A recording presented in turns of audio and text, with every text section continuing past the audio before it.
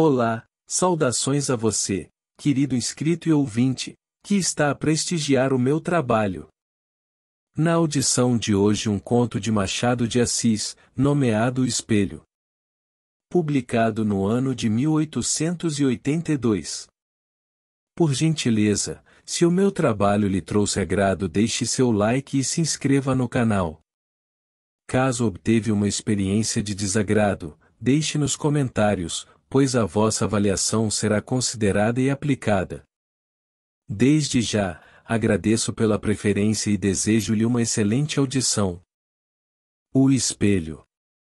Esboço de uma nova teoria da alma humana. 4 ou 5 cavalheiros debatiam, uma noite, várias questões de alta transcendência, sem que a disparidade dos votos trouxesse a menor alteração aos espíritos. A casa ficava no Morro de Santa Teresa, a sala era pequena, alumiada a velas, cuja luz fundia-se misteriosamente com o luar que vinha de fora. Entre a cidade, com as suas agitações e aventuras, e o céu, em que as estrelas pestanejavam, através de uma atmosfera límpida e sossegada, estavam os nossos 4 ou 5 investigadores de coisas metafísicas, resolvendo amigavelmente os mais árduos problemas do universo. Por que 4 ou 5?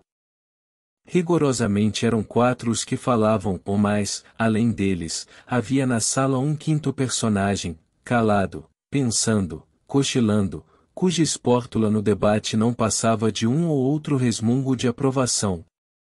Esse homem tinha a mesma idade dos companheiros, entre 40 e 50 anos, era provinciano, capitalista, inteligente, não sem instrução, e, ao que parece, astuto e cáustico. Não discutia nunca, e defendia-se da abstenção com um paradoxo, dizendo que a discussão é a forma polida do instinto batalhador, que jaz no homem, como uma herança bestial, e acrescentava que os serafins e os querubins não controvertiam nada, e, aliás, eram a perfeição espiritual e eterna. Como desse esta mesma resposta naquela noite, contestou-lhe um dos presentes, e desafiou-o a demonstrar o que dizia, se era capaz. Jacobina, assim se chamava ele, refletiu um instante, e respondeu: pensando bem, talvez o senhor tenha razão. Vai senão quando, no meio da noite, sucedeu que este casmurro usou da palavra, e não 2 ou 3 minutos, mas 30 ou 40. A conversa, em seus meandros, veio a cair na natureza da alma, ponto que dividiu radicalmente os 4 amigos. Cada cabeça, cada sentença ou não só o acordo, mas a mesma discussão tornou-se difícil, se não impossível, pela multiplicidade das questões que se deduziram do tronco principal e um pouco, talvez, pela inconsistência dos pareceres. Um dos argumentadores pediu ao Jacobina alguma opinião e uma conjetura, ao menos. Nem conjetura, nem opinião, redarguiu ele, uma ou outra pode dar lugar a dissentimento, e, como sabem, eu não discuto. Mas, se querem ouvir-me calados, posso contar-lhes um caso de minha vida, em que ressalta a mais clara demonstração acerca da matéria de que se trata. Em primeiro lugar, não há uma só alma, há 2. 2. Nada menos de 2 almas. Cada criatura humana traz 2 almas consigo, uma que olha de dentro para fora, outra que olha de fora para dentro. Espantem-se à vontade, podem ficar de boca aberta, dar de ombros, tudo ou não admito réplica. Se me replicarem, acabo o charuto e vou dormir. A alma exterior pode ser um espírito, um fluido, um homem, muitos homens, um objeto, uma operação. Há casos, por exemplo, em que um simples botão de camisa é a alma exterior de uma pessoa, e assim também a polca, o voltarete, um livro, uma máquina, um par de botas, uma cavatina, um tambor, etc. Está claro que o ofício dessa segunda alma é transmitir a vida, como a primeira, as 2 completam o homem, que é, metafisicamente falando, uma laranja.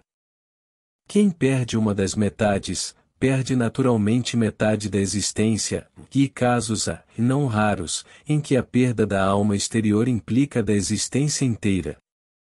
Shylock, por exemplo.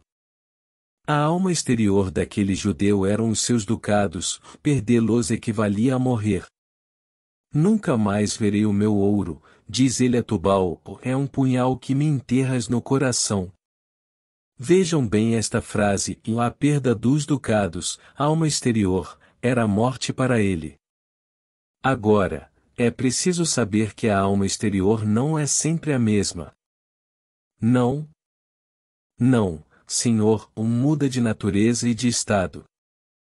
Não aludo a certas almas absorventes, como a pátria, com a qual disse o Camões que morria, e o poder, que foi a alma exterior de César e de Cromwell. São almas enérgicas e exclusivas, mas há outras, embora enérgicas, de natureza mudável. Há cavalheiros, por exemplo, cuja alma exterior, nos primeiros anos, foi um chocalho ou um cavalinho de pau, e mais tarde uma provedoria de irmandade, suponhamos. Pela minha parte, conheço uma senhora, na verdade, gentilíssima, que muda de alma exterior 5, 6 vezes por ano. Durante a estação lírica e a ópera, cessando a estação, a alma exterior substitui-se por outra, um concerto, um baile do cassino, a Rua do Ouvidor, Petrópolis. Perdão, essa senhora quem é? Essa senhora é parenta do diabo, e tem o mesmo nome, chama-se Legião. E assim outros mais casos. Eu mesmo tenho experimentado dessas trocas. Não as relato, porque iria longe, restrinjo-me ao episódio de que lhes falei. Um episódio dos meus 25 anos. Os 4 companheiros, ansiosos de ouvir o caso prometido, esqueceram a controvérsia. Santa curiosidade! Tu não és só a alma da civilização, és também o pomo da concórdia, fruta divina, de outro sabor que não aquele pomo da mitologia. A sala, até há pouco ruidosa de física e metafísica, é agora um mar morto, todos os olhos estão no Jacobina, que conserta a ponta do charuto, recolhendo as memórias. Eis aqui como ele começou a narração. Tinha 25 anos, era pobre, e acabava de ser nomeado alferes da Guarda Nacional. Não imaginam o acontecimento que isto foi em nossa casa. Minha mãe ficou tão orgulhosa. Tão contente. Chamava-me o seu alferes. Primos e tios, foi tudo uma alegria sincera e pura. Na vila, note-se bem, houve alguns despeitados, o choro e ranger de dentes, como na escritura, e o motivo não foi outro senão que o posto tinha muitos candidatos e que esses perderam. Suponho também que uma parte do desgosto foi inteiramente gratuita e nasceu da simples distinção. Lembra-me de alguns rapazes, que se davam comigo, e passaram a olhar-me de revés, durante algum tempo. Em compensação, tive muitas pessoas que ficaram satisfeitas com a nomeação, e a prova é que todo o fardamento me foi dado por amigos. Vai então uma das minhas tias, Dona Marculina, viúva do capitão Peçanha, que morava a muitas léguas da vila, num sítio escuso e solitário, desejou ver-me, e pediu que fosse ter com ela e levasse a farda.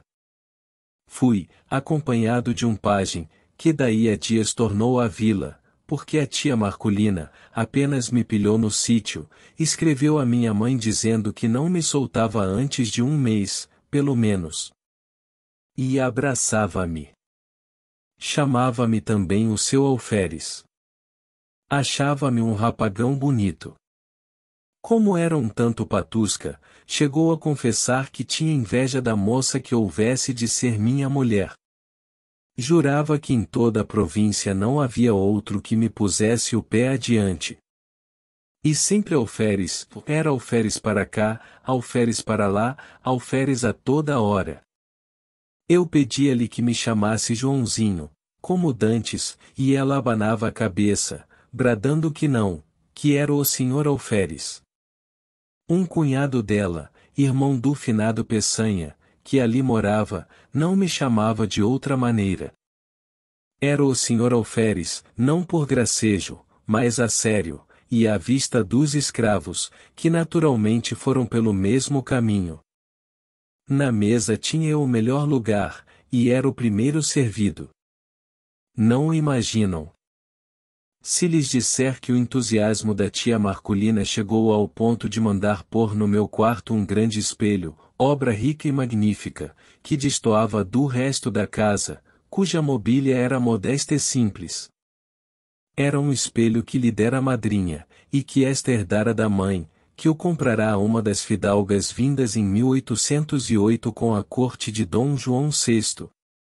Não sei o que havia nisso de verdade, era a tradição. O espelho estava naturalmente muito velho, mas via-se-lhe ainda o ouro, comido em parte pelo tempo, uns delfins esculpidos nos ângulos superiores da moldura, uns enfeites de madrepérola e outros caprichos do artista. Tudo velho, mas bom. Espelho grande? Grande. E foi, como digo, uma enorme fineza, porque o espelho estava na sala, era a melhor peça da casa. Mas não houve forças que a demovessem do propósito, respondia que não fazia falta, que era só por algumas semanas, e finalmente que o senhor Alferes merecia muito mais. O certo é que todas essas coisas, carinhos, atenções, obséquios, fizeram em mim uma transformação, que o natural sentimento da mocidade ajudou e completou. Imaginam, creio eu. Não. O Alferes eliminou o homem. Durante alguns dias as duas naturezas equilibraram-se, mas não tardou que a primitiva cedesse à outra, ficou-me uma parte mínima de humanidade.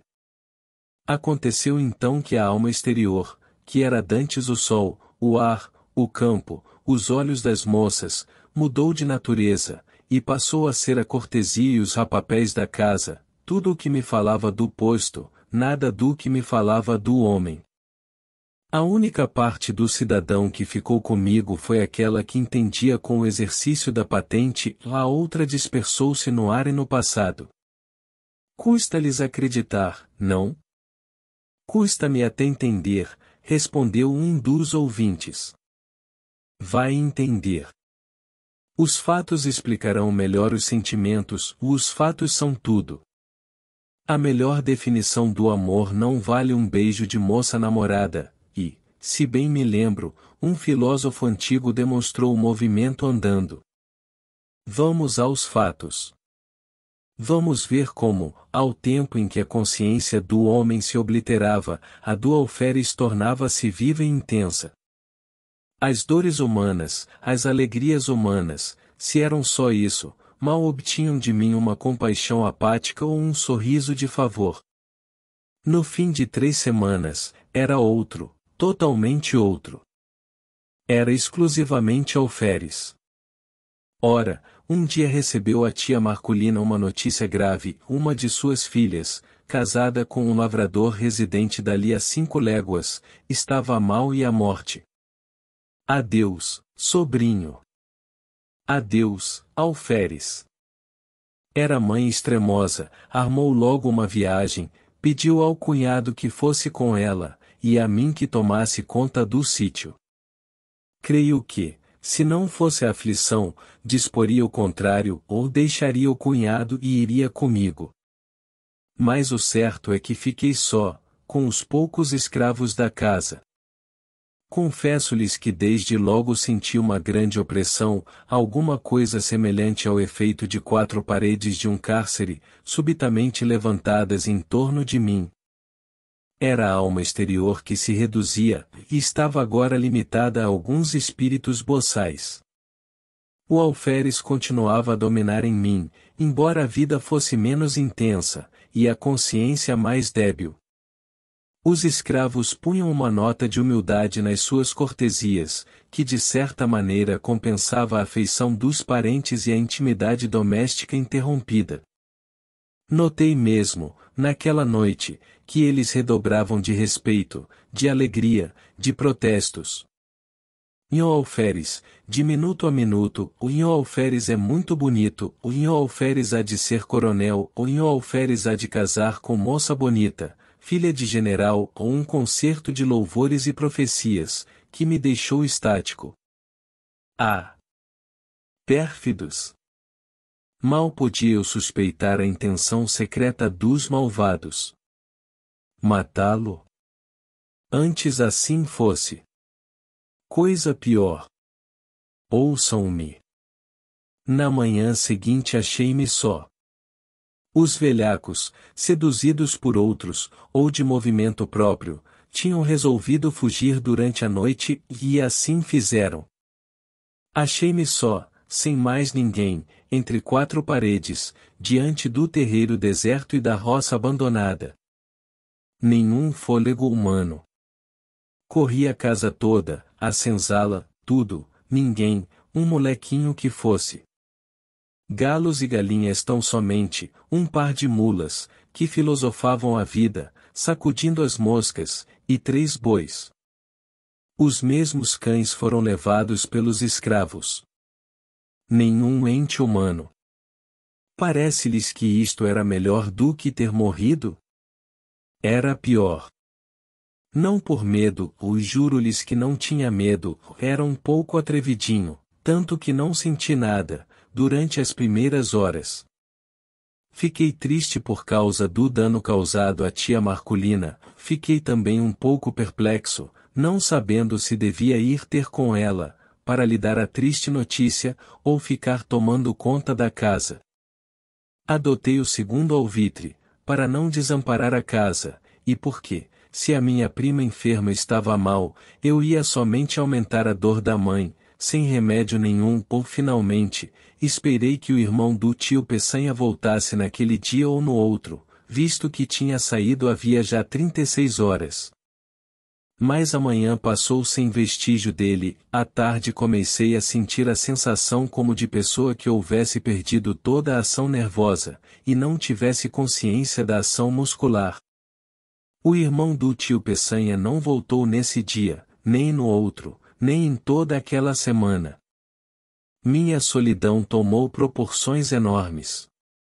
Nunca os dias foram mais compridos, nunca o sol abrasou a terra com uma obstinação mais cansativa.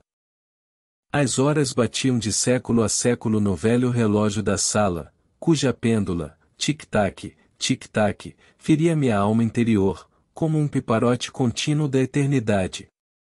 Quando, muitos anos depois, li uma poesia americana, creio que de Longfellow, e topei com este famoso estribilho de Never, Forever. Forever, never. Confesso-lhes que tive um calafrio, recordei-me daqueles dias medonhos. Era justamente assim que fazia o relógio da tia Marculina, de Never, Forever. Forever, never. Não eram golpes de pêndula, era um diálogo do abismo, um cochicho do nada. E então de noite. Não que a noite fosse mais silenciosa. O silêncio era o mesmo que de dia. Mas a noite era sombra, era solidão ainda mais estreita ou mais larga. Tic-tac, tic-tac. Ninguém nas salas, na varanda, nos corredores, no terreiro, ninguém em parte nenhuma. Riem-se? Sim, parece que tinham um pouco de medo. Oh! Fora bom se eu pudesse ter medo. Viveria. Mas o característico daquela situação é que eu nem sequer podia ter medo, isto é, o medo vulgarmente entendido. Tinha uma sensação inexplicável. Era como um defunto andando, um sonâmbulo, um boneco mecânico. Dormindo, era outra coisa.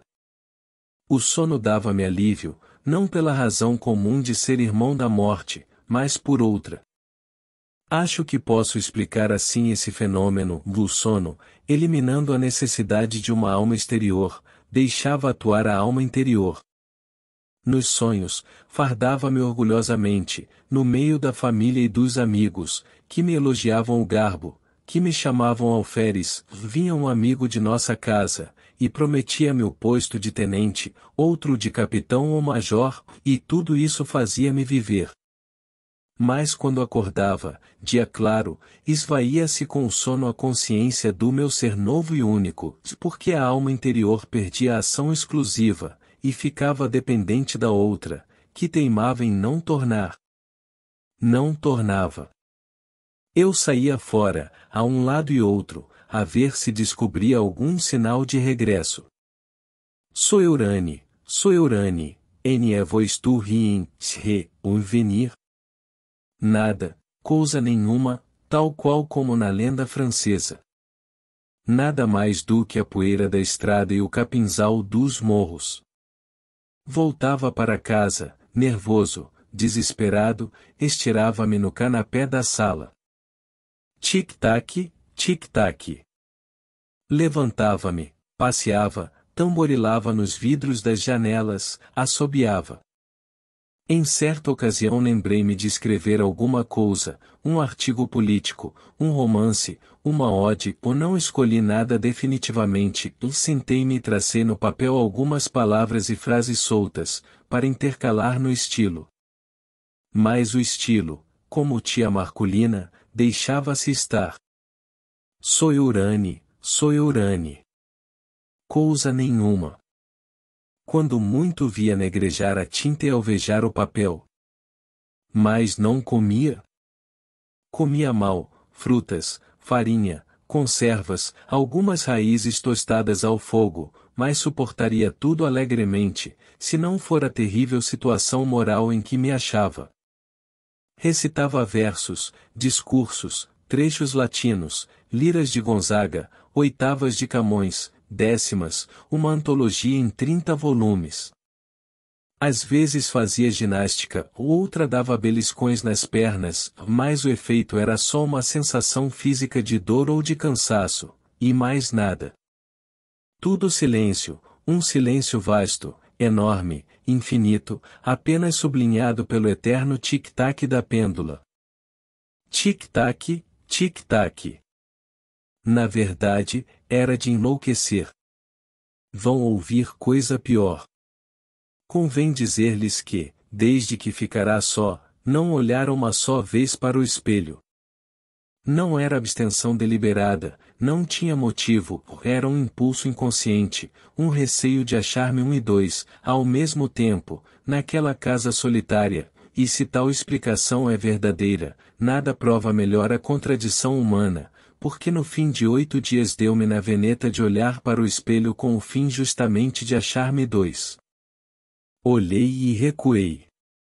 O próprio vidro parecia conjurado com o resto do universo, ou não me estampou a figura nítida e inteira, mas vaga, esfumada, difusa, sombra de sombra.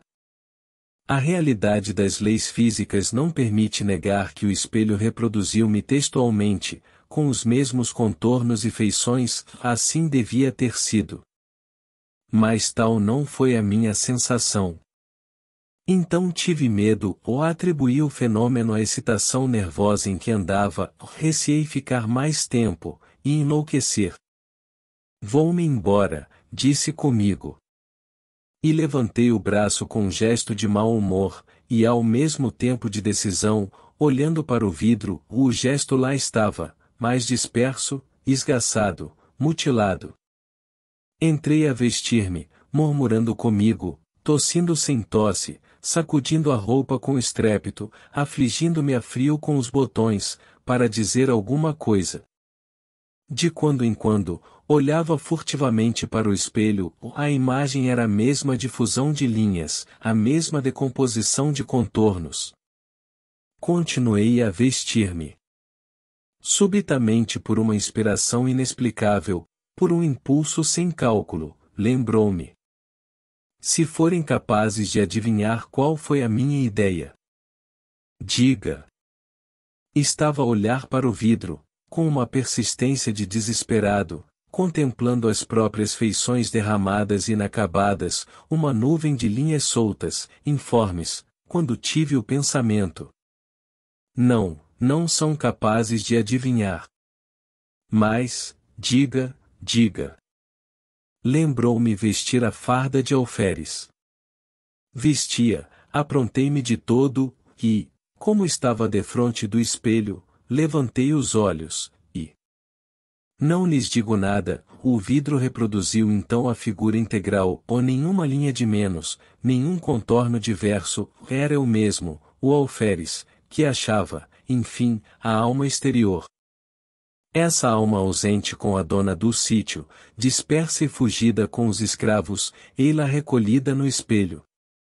Imaginai um homem que, pouco a pouco, emerge de um letargo, abre os olhos sem ver, depois começa a ver, distingue as pessoas dos objetos, mas não conhece individualmente uns nem outros, e enfim, sabe que este é fulano, aquele é cicrano, aqui está uma cadeira, ali um sofá. Tudo volta ao que era antes do sono. Assim foi comigo. Olhava para o espelho, ia de um lado para outro, recuava, gesticulava, sorria e o vidro exprimia tudo. Não era mais um autômato, era um ente animado. Daí em diante, fui outro. Cada dia, a uma certa hora, vestia-me de alferes, e sentava-me diante do espelho, lendo, olhando, meditando, ou no fim de 2, 3 horas, despia-me outra vez. Com este regime pude atravessar mais 6 dias de solidão sem os sentir. Quando os outros voltaram a si, o narrador tinha descido as escadas. Fim. Esta foi a obra narrada deste vídeo. Uma vez mais, agradeço pela preferência. Caso lhe tenha agradado, curta, se inscreva e compartilhe. Se algo não lhe agradou, escreva nos comentários pois a sugestão será aplicada. Um grande abraço a você, querido inscrito e ouvinte. Até a próxima!